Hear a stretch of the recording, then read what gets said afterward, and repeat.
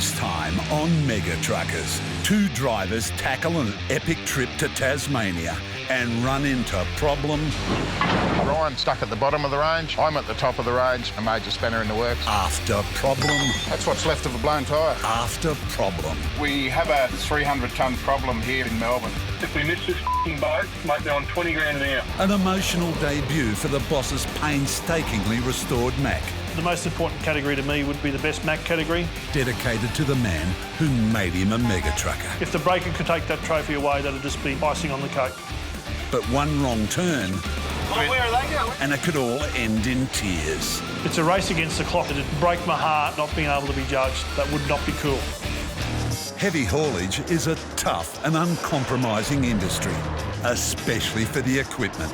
Despite this, boss John Kelly is obsessed with having the best-looking fleet in Australia. People look at me and just think, what is this guy doing spending these hundreds of thousands of dollars on these trucks? And we send them out in some of the hardest country in the world. No good being the richest bloke in the graveyard. You can go out there looking good and have a bit of fun, or you could just be a miser and drive white trucks. You know, as far as I'm concerned, fridges and washing machines come in white. Spending millions pimping his trucks obviously gives John the right to show them off. We've actually been invited to a truck show in Casino, which is northern New South Wales. It's the first truck show they're holding in Casino. We're keen to take a couple of trucks down and show off. The intention was to take 3 or 4 trucks down there, and a few more of the boys have been keen to come down, so we're actually taking 9 trucks down. I don't think Casino's going to know what's hit them. John will drop 70 grand showing off his fleet at the truck show, but his hopes are riding on one very special rig. The breaker, which is a new Mack V8 value liner that we've just painstakingly restored, is dedicated to my late grandfather, old Frank Smiler Nylon, who was a massive inspiration in my life, and he had these trucks and they were like brand new. I cut my teeth in one of these old V8 value liners back in the day, and as soon as I seen it, I thought it was too good to put to work. Now, it's a truck that's very, very close to my heart. Brings back a lot of good memories of when I first started out in trucking. There's 36 individual trophy categories. The most important category to me would be the best Mack category. If the breaker could take that trophy away, that'd just be icing on the cake. Showing off is one thing. John's still got a business to run.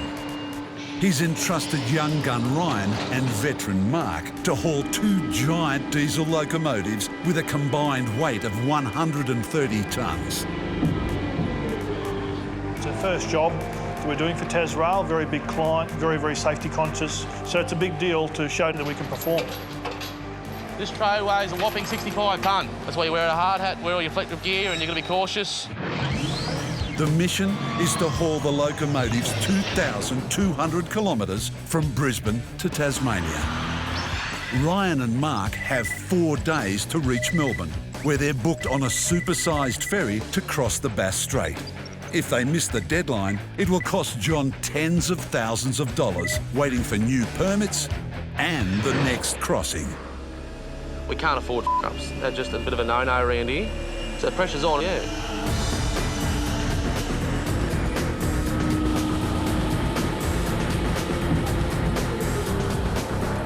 If a load this heavy is even slightly off-centre, it can shift or even roll with catastrophic results. Anything you move in heavy haulage, the whole art is how you put it on. And it's critical that you get that right. Once we leave here, there's no cranes on the side of the road. One of these chains breaker could be deadly. So being 65 tonne, you only probably need 7 chains, but I'll put 12 chains in this, which is good for about 100, 120 tonne there. Better be safe than sorry. I'm hoping that Mark can lend a bit of his experience to Ryan. We've got some big things in mind for Ryan, and this will be a great test for him. How you looking, Ryan? Ryan up. You sound like a drill sergeant. Left, right, left. After 6 long hours, the 2 locos are lashed and loaded. The MegaTruckers now have 4 days to make Tasmania without delays. They should make it easily, but an easy deadline turns into a nightmare once you have some issues. At the depot, John has assembled his truck show team and they're ready to roll. No, it's not a cheap exercise. You know, you're taking into consideration, I suppose, your fuel, your wages costs, and the fact we're parking quite a few trucks up over the weekend when we've got other work on as well. It's probably costing me 70 grand to take these trucks down there, but, you know, it's all about having a bit of fun.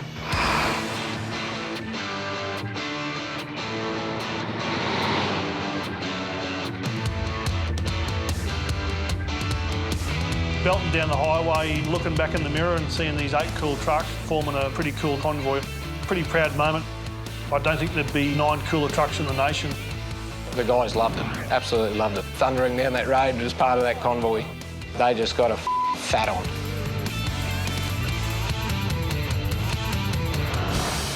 On the locomotives move, drivers Mark and Ryan must avoid the congested city of Brisbane. But that means taking on a road that's claimed many a mega-trucker. We've just left QR National, and the first major obstacle we'll have during the course of this afternoon will be Toowoomba Range. There's always a capacity for that range to bite you in the arse. It's 20 gruelling kilometres uphill with a 10% gradient, so this leg of the move requires extra horsepower. A muscle truck. Attached to their own big rig, it should add enough grunt to get them safely to the top. The plan is simple. Haul Mark's truck up first, then do the same for Ryan. Once at the top, the drivers should have a clear run south, away from the major cities, until Melbourne. Phase 1 goes to plan. But just as Mark makes it, there's chaos. I've been pulled up the top and now there's another heavy vehicle that's broken down halfway up, so Ryan's stuck at the bottom of the range. I'm at the top of the range. It's thrown a major spanner in the works and not good. One of our competitors dropped a gearbox and shut the whole range down to any oversized traffic. Then the day goes from bad to worse. The pull truck that brought me up has blown a radiator hose, and before he can go back down and get Ryan, he's going to have to go and get that repaired. No pull truck, Ryan stranded, and a ferry to catch. The MegaTruckers trip is in tatters. Down the range, get that broken down one. Yeah, one broken down truck, and this is what happens, causes dramas for hours on this range. Before he can rescue Ryan, Pete the puller must clear this 165-tonne crane. To do that, he's called in a second pull truck.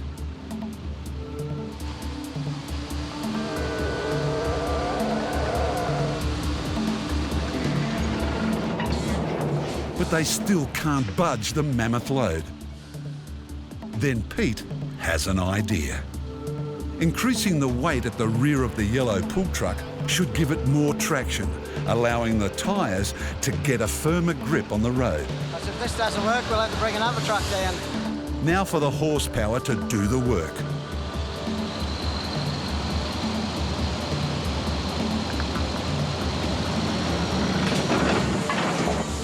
Or not.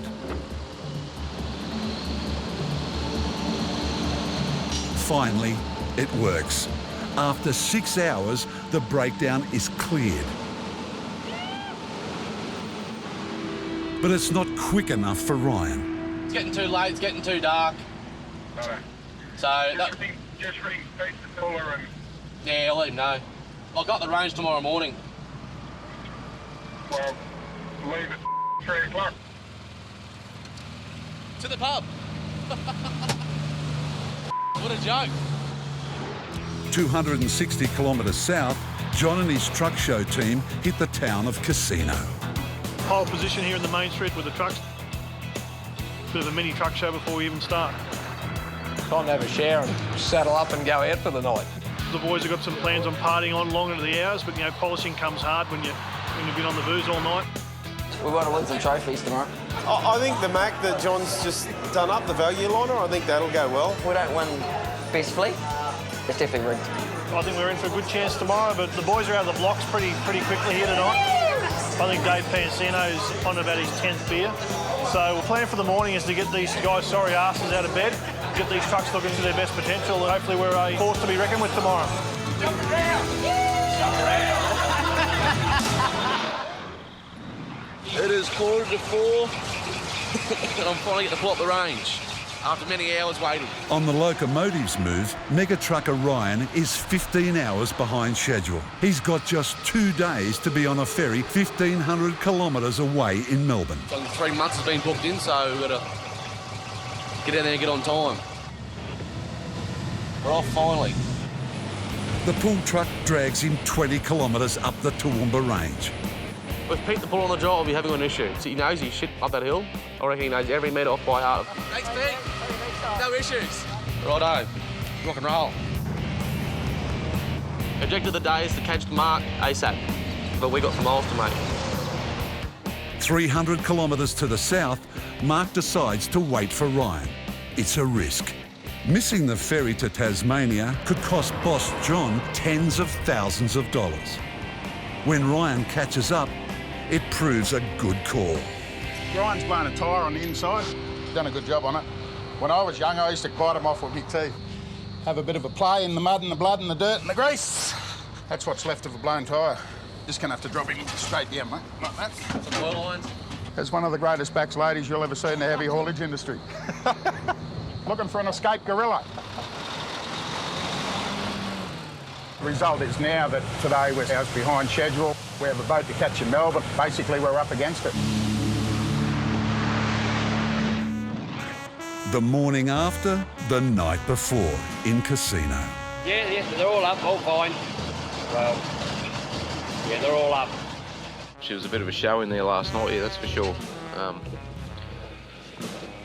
Pretty wounded today, I can tell you. Yeah. The Casino Truck Show actually kicks off with a massive parade through town. So the plan is to get up bright and early, basically get in the parade, ready to roll out through Casino. The drivers aren't the only ones struggling to get going. Jumped in the breaker to get us started, and traditionally a truck has got an electric start, like in your car, whereas an old Mack uses air propulsion on its starter. Unfortunately, all the money you put into fixing that truck, we've still got an air leak. No air, no start. So I went through my bag of tricks, found a few fittings, got an air hose and everything together and kicked her in the guts. So we fire the old trusty gold digger up. The gold digger gives the breaker CPR. We're back in action. I saved the day again, even with a hangover.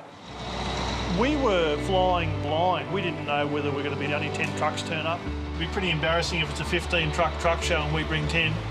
We didn't know if 3 people were going to line the streets. We've rolled out, there's over 100 trucks here. And there's over 500, 600, 700 people lining the streets. Absolutely amazing. Pretty proud moment then driving down the street, seeing everyone sort of wave and we're tooting our horns. You can have as much money in the bank as you like. You can, nothing beats the feeling of driving through a convoy looking cool.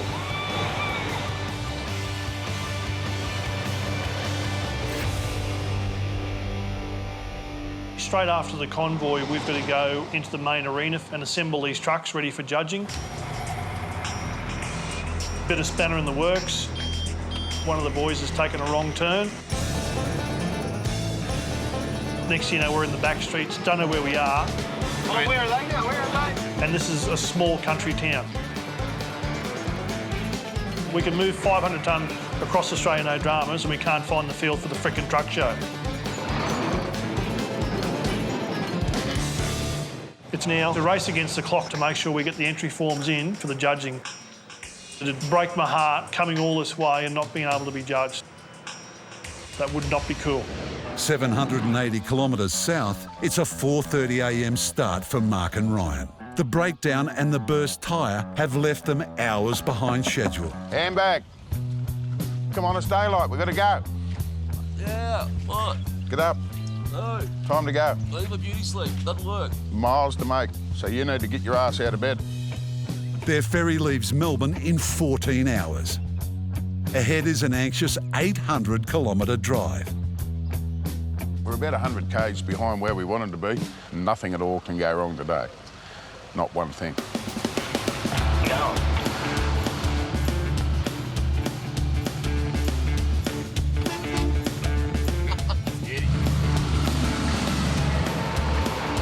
The journey takes them through half of New South Wales and into Victoria.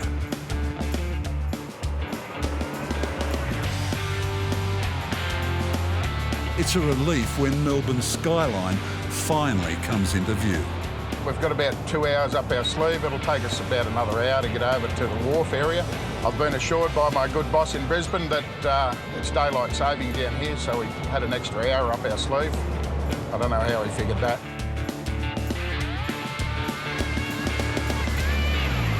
just going to go and sue the shipping company now and get all our paperwork fixed up. The ferry to Tasmania leaves in less than 1 hour. But it looks like Ryan and Mark's journey could be coming to an end right here. We'll just give John a call and put him in the loop as to what's going on. I dare say he's not going to be very happy, but we'll do our best.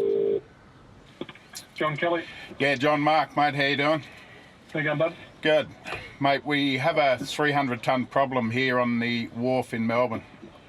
Right. Apparently there is no booking for the shipping today.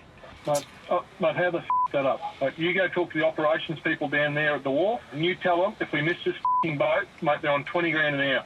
Okay. No problem. So you sort it out. I don't want to know about it. Ring me back when you got it sorted. Righto, mate. Thank you. See ya. Bye-bye. Yeah. Okay. There's no paperwork, there's no manifest, there's no con note for us to go on the ship. We need to go and get something sorted out, and sorted out pretty quick. Mark's a big boy, he's over 21, I'm sure he can sort it out. 15 minutes later, Mark has an answer. To the shipping company's credit and our shipping agent in Tasmania, to their credit, they've made a bit of room for us, so we'll just get these wharfies to move a fair bit of stuff around now in the back of the ship to get us on. Let's go to Tasmania.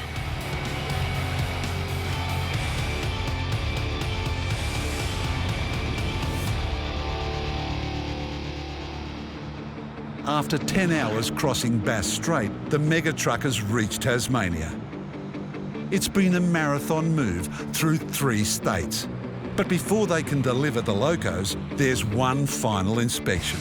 So the boys are going to deal with a whole new set of authorities, the Tasmanian Road Authority.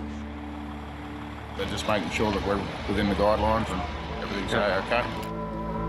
The authorities in Tasmania are really strict on our widths, on our lengths, on our heights. They're just not using these little loads down there. If it's wrong, we could be here for some time until we get it sorted. But the loads aren't the problem. It's the yellow and red warning signs. The trailers have them, the prime movers don't. You don't need them in any other state of Australia, not like we go to Tasmania every week. I've had bloody police escorts and, you know, that's Western Australia, Northern Territory, South Australia, whatever. No one's ever said a word to me.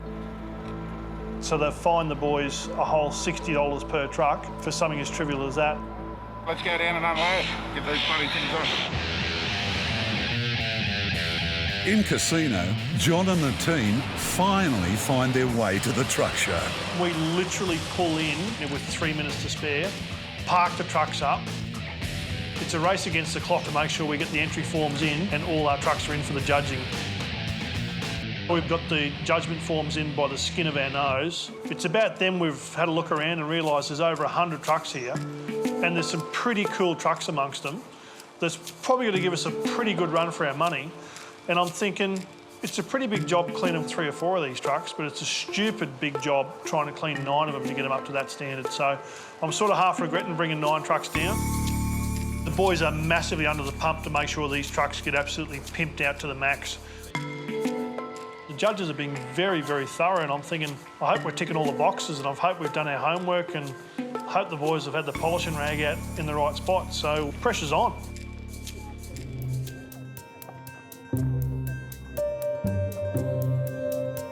And they start announcing the categories for all the trophies. Come to the official part of the afternoon. Best tilt trade, heavy haulage. The top judged elite, number 19, heavy haulage. Number 14 from heavy haulage. And number 13 from heavy haulage. We're winning a couple of categories, but I'm hanging out for that best Mack category. Today is just all about the breaker. That's all I'm thinking about.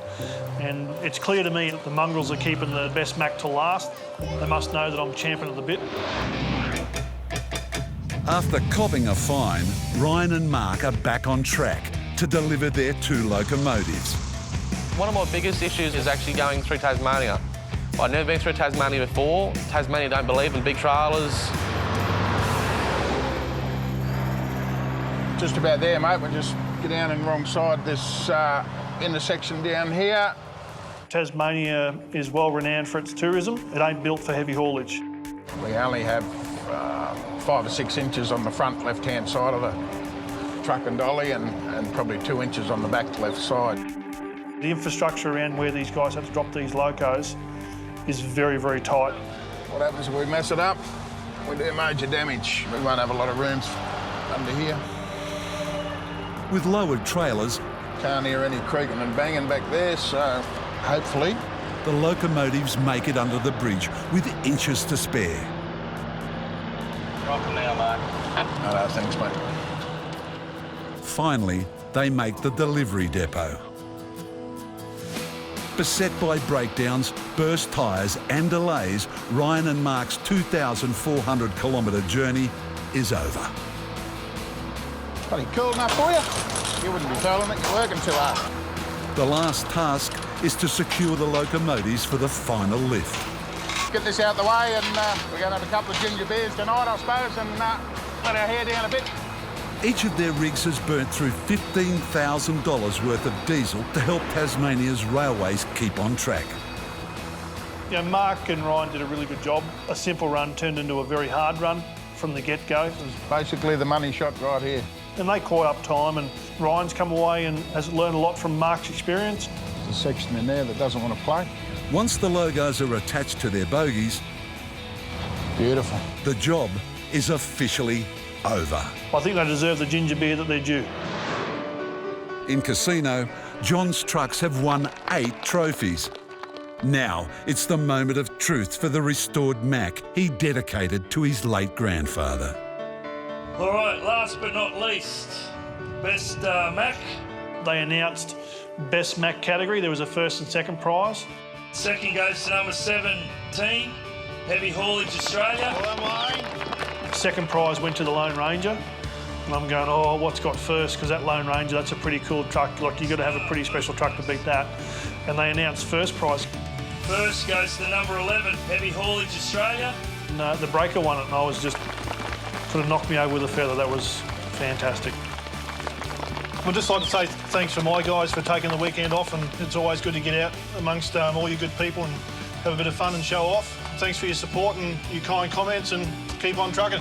Thanks, John. I'll never forget that weekend. I went out of my way to quarantine that truck and make sure it didn't go to work until it went to a truck show. You know, old Smiler, Frank, he'd never been to a truck show in his life. I think he was allergic to truck shows. He was allergic to chrome. To win those trophies and listen to the public about what they thought about that truck, you know, that's it's just amazing.